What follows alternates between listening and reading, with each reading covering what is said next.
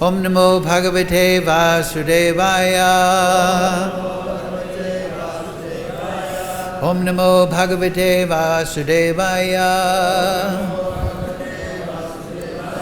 Om Namo Bhagavate Vasudevaya.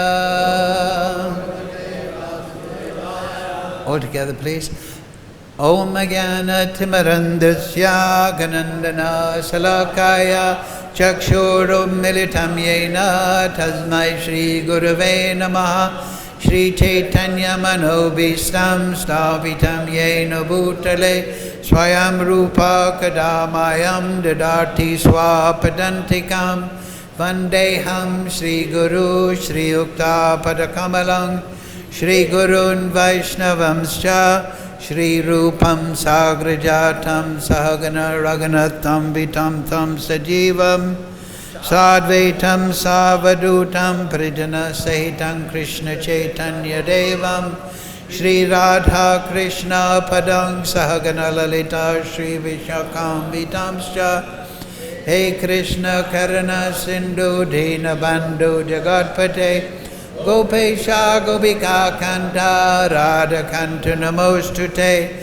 Tapcha Kanchana Gaurange Radhe Vrindavaneshwari Rishabhana Sudadevi Pranamami Hari Priye Panchakalpa Tarubhyascha Kripa Sindhu Bhaivacha Paditanam Pavnebhyo Vaishnavebhyo Namo Namah Shri Krishna Chaitanya Prabhu Nityananda Shri Advaita Gadadhara Shri Vasadi Gaura Bhakta Vrinda Hare Krishna Krishna Krishna Hare Hare Hare Ram Ram Ram Hare Hare. So reading from Srimad Bhagavatam, translation and commentary, His Divine Grace Srila Asa Bhaktivedanta Goswami Maharaj Srila Prabhupada Ki. So today's verse number 13 from chapter 20, Bali Maharaj surrenders the universe of Canto 8. Please repeat. Esha va uttama sloko na jihasati yad yasaha hatva mainam hared yudhe shayita nihato maya eshava uttama sloko na jihasati yad yasaha hatva mainam hared yudhe shayita nihato maya. So, word for word, please repeat. Eshaha, this brahmachari, va, either, uttama shlokaha, is Lord Vishnu, who is worshipped by Vedic prayers. Na, not, jihasati, desires to give up. Yat, because, yasaha, perpetual fame. Va, after killing. Ma, me. Enam, all this land. Haret, will take away. Yudhye, in the fight. Sahita, will lie down. Nahita, being killed. Maya, by me. Translation, Srila Prabhupada. If this Brahmana really is Lord Vishnu, who is worshipped by Vedic hymns, he would never give up his widespread reputation. Either he would lie down having been killed by me, or he would kill me in a fight. Please repeat. If this Brahmana really is Lord Vishnu,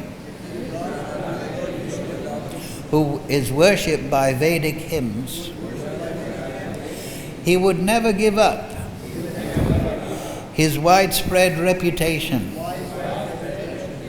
Either he would lie down, having been killed by me, or he would kill me in a fight.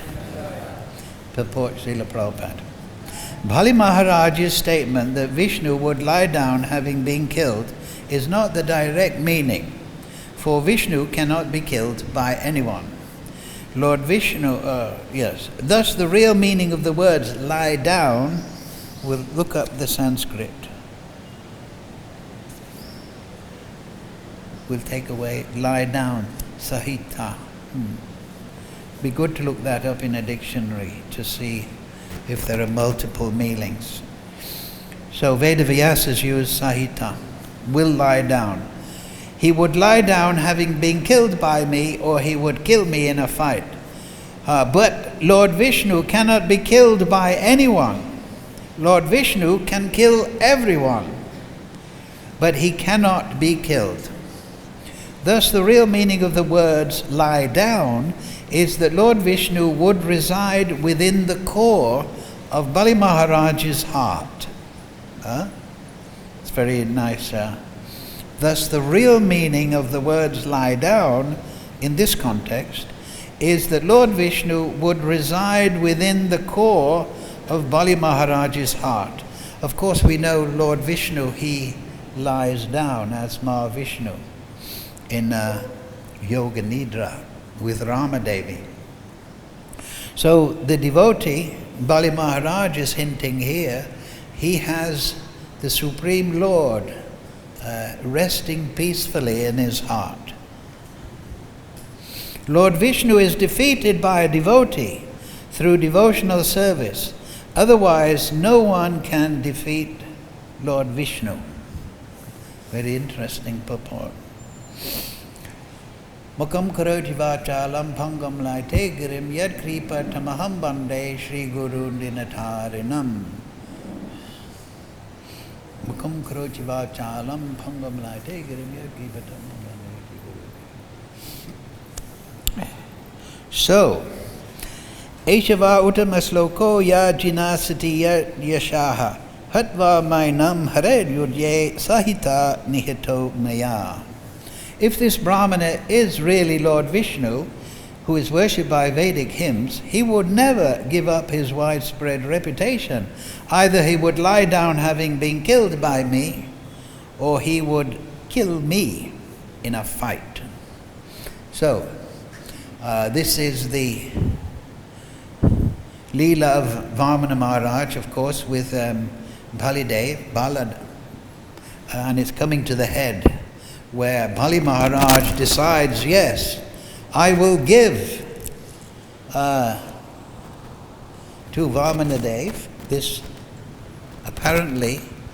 Brahmana boy, this child, he's asking for 3 steps of land. My guru is saying, don't give it to him. He's Vishnu. He'll take everything from you. But Bali Maharaj is...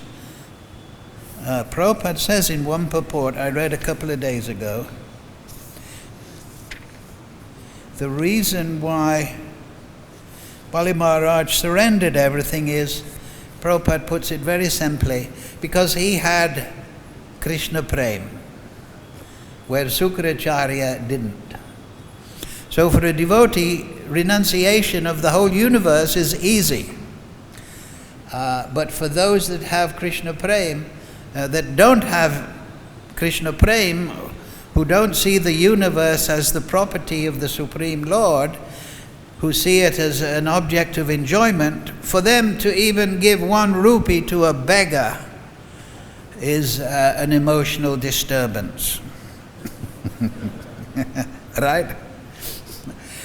And actually you pick up for the picture you get here,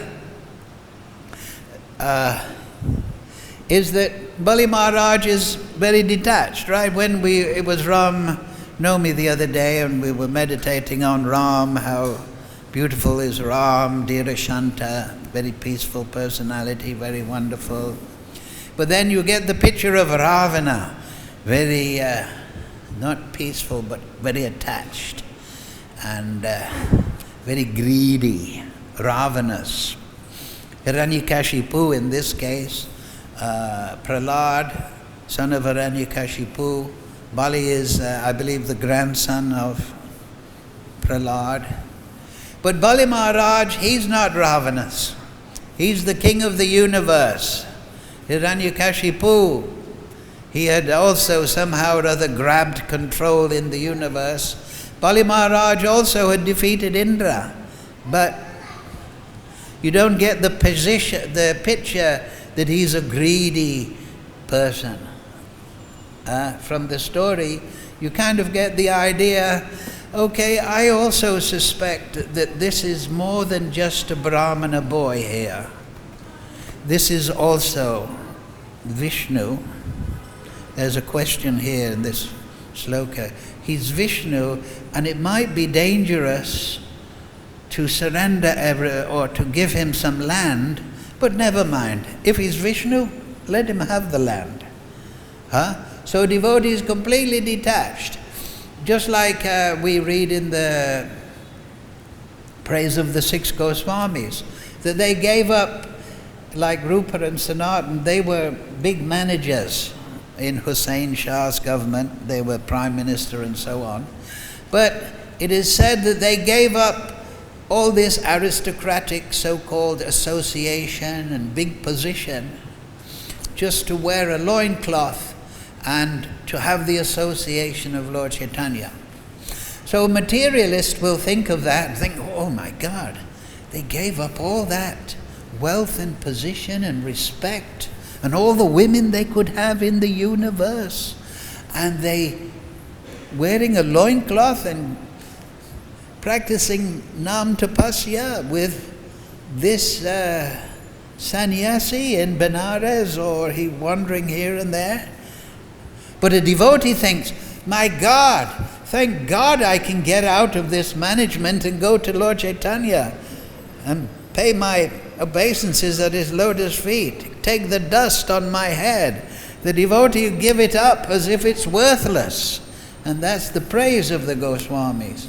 So the devotee, renunciation and knowledge, these things are his possession. They are his intrinsic possession. They come from within the soul. So he never gives up renunciation in the sense, because it is the nature of the soul to be renounced. Just like Bali Maharaj, he's attached to Krishna. He's not attached to this universe. What is the use of this universe? Maya. Here, Maya, the last word here, illusion.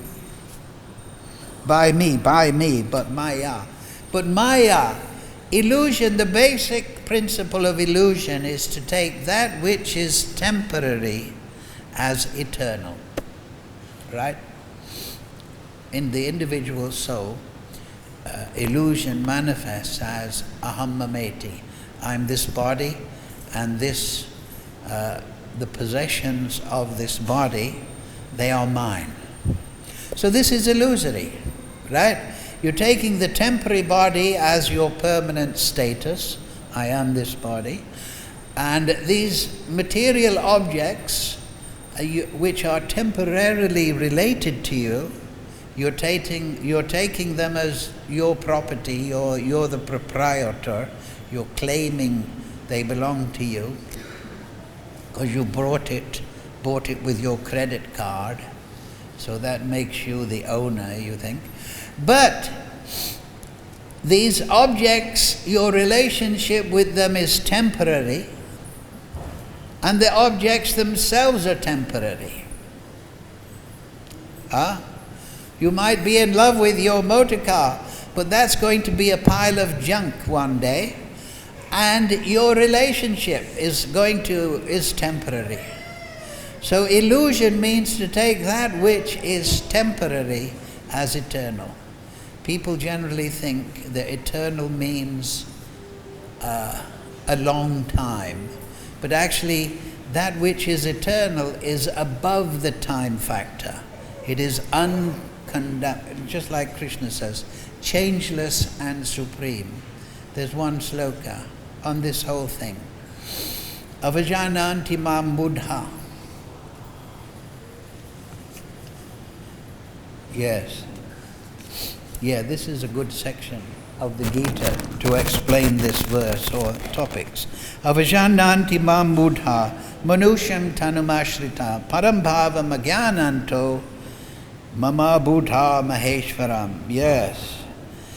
Fools deride me when I descend in my human form. So we have a temporary material body and we have a temporary relationship with all these things. So the materialist, the demoniac, or those with a poor fund of knowledge, the Naradamas, the Asuras, the ignorant people, they think that Krishna is also like them. I've got a temporary material body, he's got a temporary body. I descend in a human form. They do not know my transcendental nature and my supreme dominion over all that be. Mahabhuta Maheshwaram. And then the next sloka, Krishna expands it actually. Mogasya karma karma moga jnana vichetasaha rakshasim asurim chaiva prakritim mohinim sritaha. Those who are thus bewildered, thinking that Krishna is an ordinary person with a temporary material body and a temporary relationship to his possessions, are attracted by demoniac and atheistic views. So Krishna is being very pointed here. If you don't accept that his form is Satchidananda Vigraha, that he is eternal, then the result will be that you will be attracted by asuric and atheistic views. So demoniac in this sense, that you want to enjoy the material nature, and atheistic, that you are the supreme, that there is no real God, it's all temporary. There are powerful demigods and so on, but there is nobody more important in this universe than me. Now this mentality may not be conscious, but it is there in the subconscious. It is the driving mentality that I am the center of the universe. And asuric, I want to enjoy this world, right? So the antidote from understanding this sloka, the antidote is to accept the supreme form of Krishna. To understand that God is not just energy, we haven't just come from a void. To put aside all monistic views, impersonalism, and to understand that there is a Supreme Lord, but when he comes as Krishna, he is not coming as an ordinary person. Sometimes you hear that, right? People say, they look at the story of Krishna in the Bhagavatam, and they say, oh, isn't it nice in Hinduism? Of course, we don't accept the word Hinduism. How God is so human. Look at Krishna. He's sitting on the lap of Mother Yashoda. It's so sweet. He's dancing with his beloved girlfriend in the moonlight. That's so human. He has wrestling matches with the cowherd boys. That's so human. So they think that therefore that these Vedic literatures are some kind of artistic, mythological presentation made by sages to guide humanity in good behavior.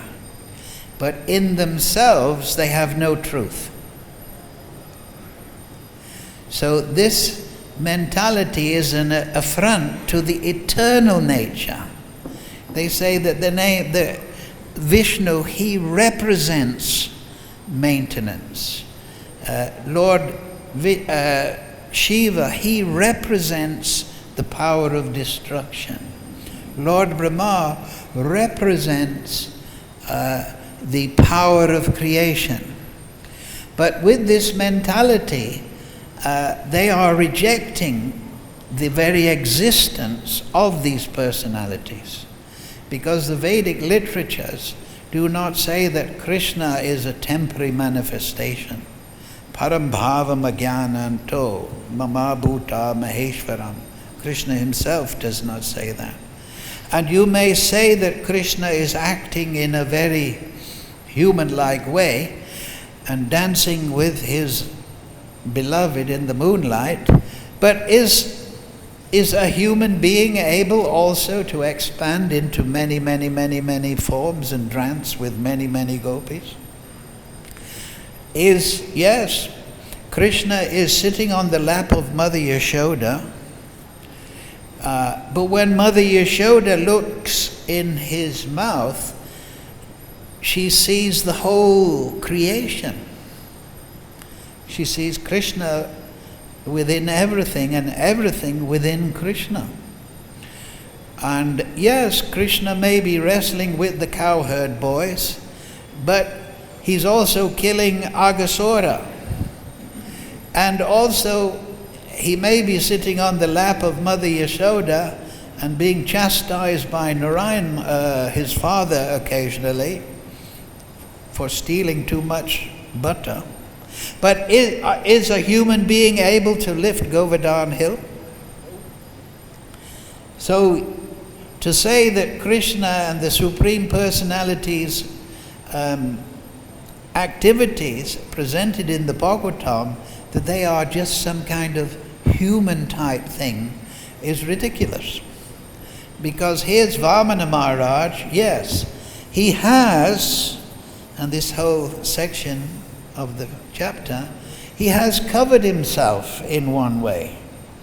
He's covered himself as a Brahman boy, but can a human Brahman boy, so to speak, a human, can he step and cover the universe in 2 steps? So the progression for humanity to come out of demoniac and atheistic views, this is the science of human society, is to accept the eternal form of Krishna. So in the Vedas, the word is Pashandi for atheist. Pashandi means atheist. But there's a very interesting idea attached to that, because an atheist is not somebody who doesn't believe there isn't a God, but an atheist is somebody who does not, or a Pashandi rather, is somebody who does not accept the definition of the Supreme Lord as given in the Vedas. So an atheist is somebody who doesn't accept the form of Krishna as eternal. Right? And it is that acceptance of the form of Krishna as eternal is the beginning of bhakti. There are 3 classes of devotees. There is the Kanistadikari, the Madhyama, and the Uttama. So the Kanistadikari, he's Vaishnava Bas, Vaishnav Chaya. He's a semblance of Vaishnav. He's Pakrita Bhakti. He's materially motivated because he doesn't know Siddhanta. He doesn't understand pure bhakti. He doesn't know what he should aim for. But he's called a Vaishnav, a semblance of a Vaishnav, a shadow of a Vaishnav, for one reason, because he accepts the form of Krishna as eternal. He's not contaminated by Mayavadi ideas. So if one accepts the form of Krishna as eternal, and meditates on the Supreme Lord, then one will be protected by atheistic, conversely, and atheistic and demoniac points of view. So now we see in the modern society, atheism is everywhere, and bad behavior is not even its worth. Somebody told me the other day that the major cause of death in the world is abortion. This is astounding, isn't it? In human society, the major cause of death is the woman, the mother, killing her unborn child in the womb. So how demoniac is this society? We cannot calculate. When even the mothers are ready to kill their children. And this is even legal throughout the world's human society. The killing of unborn children is the most revolting, demoniac, amazingly horrific thing to do. But it is part of normal human society. So what have we fallen to, right? What is the world society nowadays when the major cause of death occurs before even birth? People are not even being born before they're being slaughtered by their mother. So the karmic reaction must come. It must come to the individual, and it must come to the society. It must come. But the only antidote is here. Those who do not accept my form as eternal and my position as Maheshwara, in that they'll become attracted, demoniac and atheistic views. In that deluded condition, their hopes for liberation, escape from the material energy, their fruitive activities, success in life, materially, right? Everyone is becoming poverty-stricken. The only people with money nowadays are the bankers and their bunch. And their culture of knowledge are all defeated, right? So, no liberation, no knowledge, and no success in your fruitive activities. That means you'll never go to the heavenly planets because you're not accepting the form of Krishna. The devatas, they all accept Krishna. They're enjoying in Svargalok, but they have devotion to Krishna. Bali is exhibiting that. He's naturally devoted to Krishna, but to a great extent he's ready to surrender the universe in a very detached way, if that is pleasing to Vishnu. Then if we can go on now, we can actually, while we're at it, right? Then Krishna gives a contrast, that if you accept the form of Vishnu as eternal, Mahatmanas tu mampatha devim prakritim ashritaha bhajanti ananya manaso gyatva bhutadim avyayam. O son of Pritha, those who are not deluded, rejecting the form of Vishnu and Krishna as eternal, and therefore becoming demoniac and atheistic, becoming pashandis with their own definition of God, their own form of spirituality, their own understanding of the universe, their speculation. They're all bewildered, right? Those who are not deluded, the great souls are those that accept the form of Vishnu, form of Krishna as eternal, are under the protection of the divine nature. They are fully engaged in devotional service because they know me as the Supreme Personality of Godhead, original and inexhaustible. So here's the difference. If you accept Krishna, then you will become a devotee. If you don't accept Krishna, you'll stay in the material world and you'll be like a pig, eat the stool of material enjoyment. That's what you'll spend your time doing. And to justify it all, you'll say there is no God, or I am God, we're all God, or you will worship ghosts and spirits to get power, and so on and so forth. So the form of Krishna, yes. And then there's that verse. What is that verse? There's so many slokas explaining this point, that the acceptance of the Supreme Lord as He is, and to realize that Supreme Lord as He is the goal of human life. That is the Nate vidu shastra kitim swa-arthagatim hi Vishnu.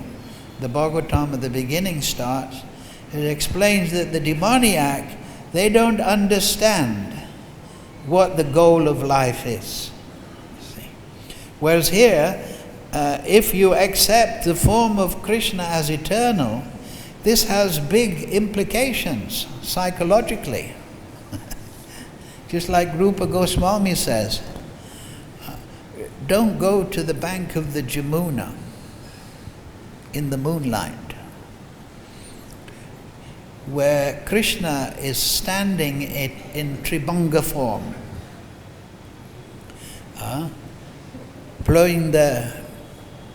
holding the flute, portable flute.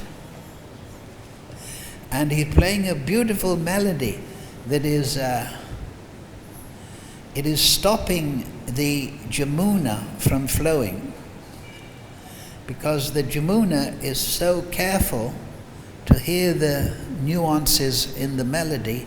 She doesn't want to make any lapping sound with the waves.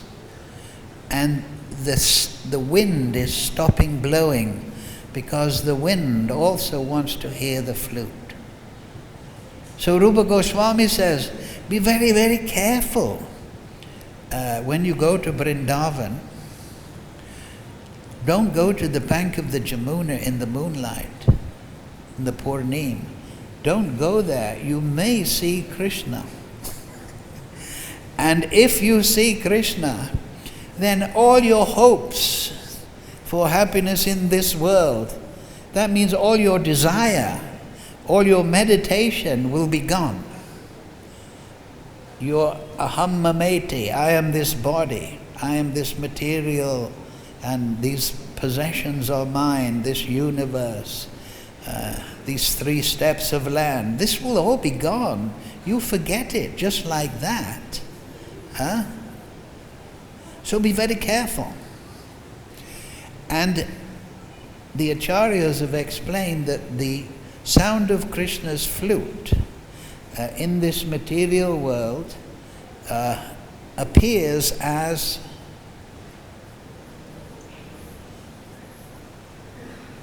Hare Krishna, Krishna Krishna, Hare Hare, Hare Ram, Ram Ram, Hare Hare. Yes, so in this material world, one aspect of the Maha Mantra is that this is the flute sound of Krishna. But all this beautiful, attractive qualities of Krishna, his beauty, his strength, his renunciation, his fame, his opulence, it all starts on one point. Accepting the form of Krishna as eternal. Vedavyas, when he wrote the Vedas, is describing real persons. Brahma, he exists. He is the manager of the universe. Vishnu is existing. He is maintaining the universe and appearing in endless incarnations. Lord Shiva is real. He's an expansion of Lord Vishnu. And he is also Bhutanath. He is also the Lord of destruction, when this universe is wound up out of its temporary position, it is returned to the Pradhan, everything just becomes, all the activities, all the music, all the buildings, all the thoughts just become dust in the wind. They become less. They become a little blip in the causal ocean. Everything will be destroyed. So the Vedic literature describes these real personalities. And it is to come to that position of understanding the reality of Krishna, his form, that is the beginning platform of bhakti. And it is Manushanam Shahasreshu Kaschid Yatate Siddhaya Kaschid Mam Veditat Kaschid Mam Veditat Vata. That what is the goal of life? This is Krishna is explaining again, that many out of thousands may endeavor for perfection, but out of thousands of people one may attain perfection. Now what does that mean? Krishna explains that. Vasudeva savam iti sa mahatma sadurlabhaha. So the perfection is to understand Vasudeva, son of Krishna, Vasudeva, that Krishna, son of Vasudeva, is the supreme savam iti. But then Krishna says something very interesting. But hardly one knows me in truth. And that is a reference to Lord Chaitanya, we can take it. Because to understand that everything is the energy, the creation of Vishnu, that Krishna has created the universe, that is very good. And you're understanding the Aishwarya aspect of the Supreme Lord, how he is a supreme creator. But to understand his Vrindavan Leela, as Mother Yashoda's pet, as the darling of the gopis, as the darling of the Brijbasis, having pastimes on the Jamuna, to understand that most esoteric aspect, that is another step beyond the Aishwarya. And it is for that reason Lord Chaitanya is called Namo Mahabhadanyaya Krishna Prema Paratayate. Because he is giving, through giving Krishna Prem, like Bari Maharaj is giving Prem, Krishna, everything because of Prem. Because Lord Chaitanya is giving Krishna Prem, then you can see into the Leela of Krishna. You can see into the Leela of Krishna only with Prem, only with Bhava Bhakti. When you're an Uttamadikari, when you're properly purified by sadhana and siddhanta, and you're performing Nam Bhajan, that's the only time, by the grace of Lord Chaitanya, that you can really see into the Leela, the most esoteric aspects of the Supreme Lord's Leela.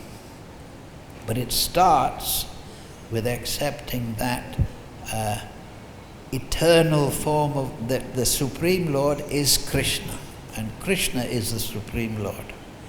So that is the real education, and that is the real aim for human life. Try to understand this point. Yes, we may have to learn how to read and write and do so many other things, but the central point is to understand Krishnastu Bhagavan Swayam. And so Bali is seeing that now, that this, if this Brahman really is Vishnu, he's putting it in an opposite way, then he would lie down. He would become my doorkeeper. He's predicting the future. He would lie down under the influence of my... but if it was a fight, he would kill me. So that would not be bad. So Sukaracharya is attracted to the demoniac and atheistic views. He's worried about his income from Bali Maharaj, his position as the minister of the big king. He's worried about that. But Bali Maharaj isn't worried about anything. He just thinks, if Vishnu is this boy, if this boy is Vishnu, then let him have the universe, if that's what he wants. So that's the mentality of a devotee. He has come to accept that Krishna is the Supreme Lord, and that evokes a meditation through the mercy of Lord Chaitanya on Krishna Leela in Vrindavan. And then once he becomes entranced with the thought of Braj Leela by the grace of Lord Chaitanya, then everything in this material world is just phantasmagoria. Everything is external, everything is temporary, everything is only useful if it can be offered to the Supreme Lord. So this is the point here. So, thank you all very much for listening. Any questions? Yes, a question for sure from Karbhajan. Mysterious question, no doubt.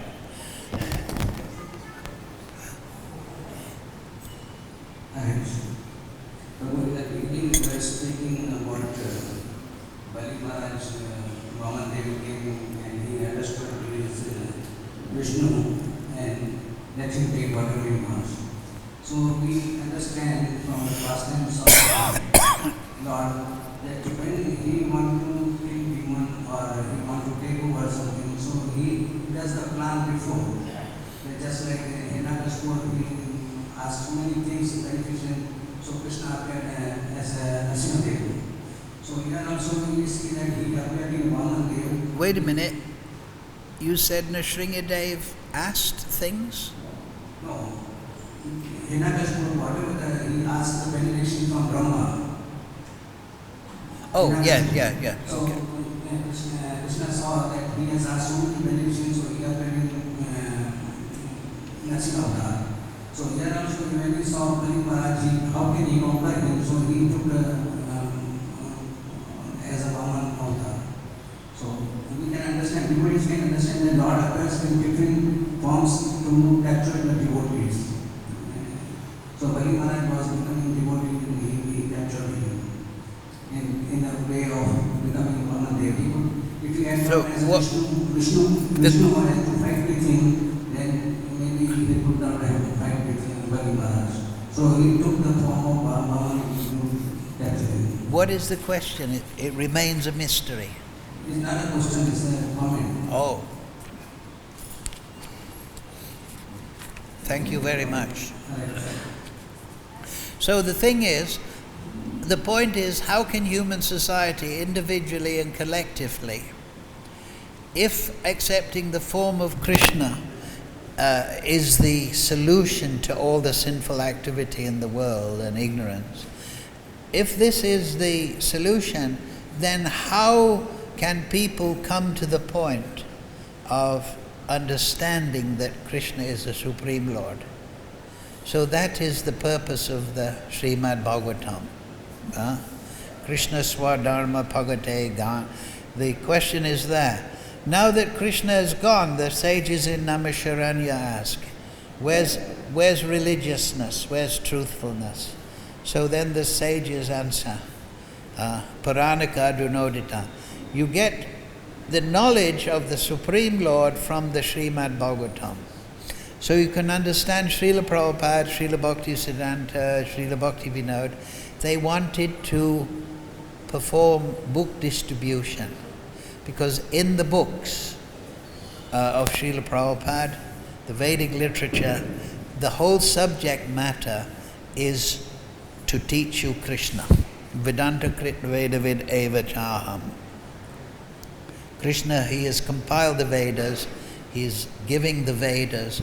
Why? To reveal himself as the Supreme Lord, and individually and collectively, if we take that, then we can enter into a new consciousness, Devim Prakritim Ashrita.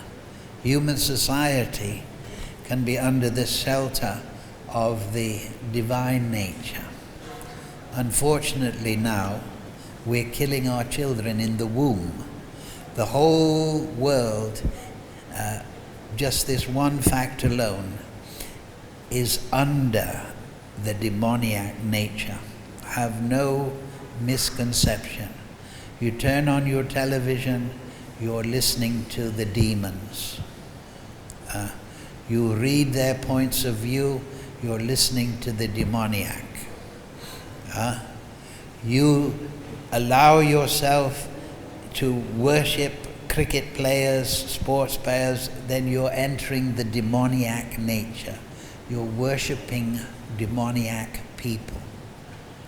So a devotee, he withdraws from the material energy on the basis of his realization of the form of Krishna, and he meditates and he worships Bhajante Ananya Manaso. He worships the Supreme Lord. And then he goes back home, back to Godhead, and gets eternal life, full of bliss and knowledge. Don't think this is the foolishness of the materialist. This is the basic insanity of material life, is that they take this temporary world, which is full of misery, and they think we'll make it eternal and we'll make it without misery. We'll make it eternal by perhaps altering the gene code. We'll find out what genes cause disease. Of course, why do you presume that genes cause disease? We don't know. But we'll find out some way to make this body, it doesn't grow old. We'll change the genes. They think that it's in the genes. Now they think everything's in the genes. Everything is in the molecules. They think that everything is in matter. This is their demoniac foolishness. And if we correct this matter, then we can live eternally in this world, and we don't need God.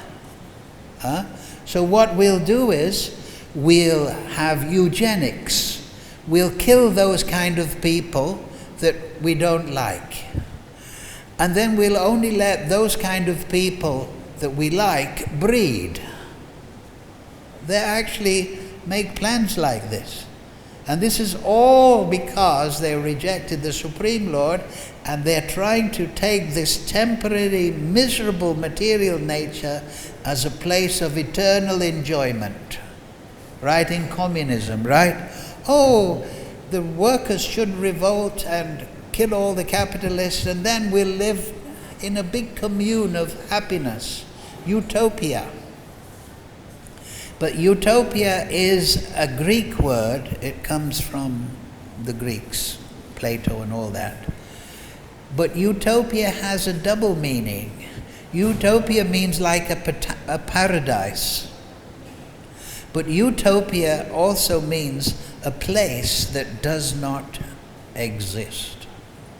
So the Greek philosophers, they knew it. There is no utopia. This material world is not ever going to be utopia.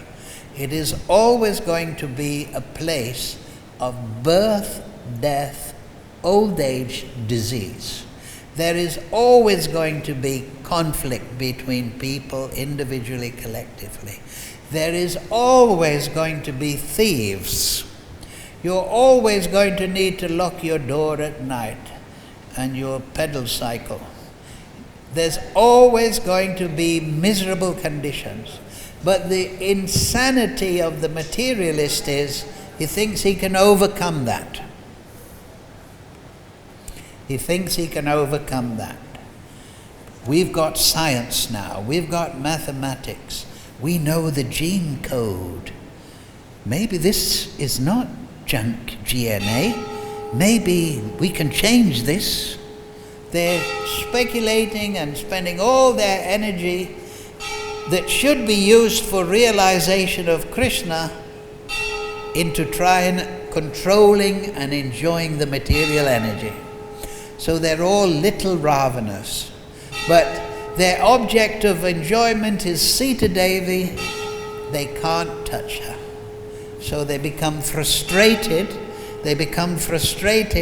and then they become destructive. This is the usual progression. Some madman comes along with a material formula for utopia.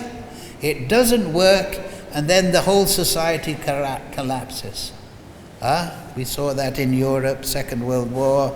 We see that throughout history. There's always some false utopia proposed. We just have to kill all these enemies, then it'll be utopia. But the whole thing ends up in tamagun, a collapse. And the only antidote to that is to accept that Krishna is the Supreme Personality of Godhead. Hare Krishna, Krishna Krishna, Hare Hare, Hare Ram, Ram Ram, Hare Hare. Thank you all very much. Jai Srila Prabhupada, Srimad Bhagavatam, Sadhu Sangha, Ki Jai.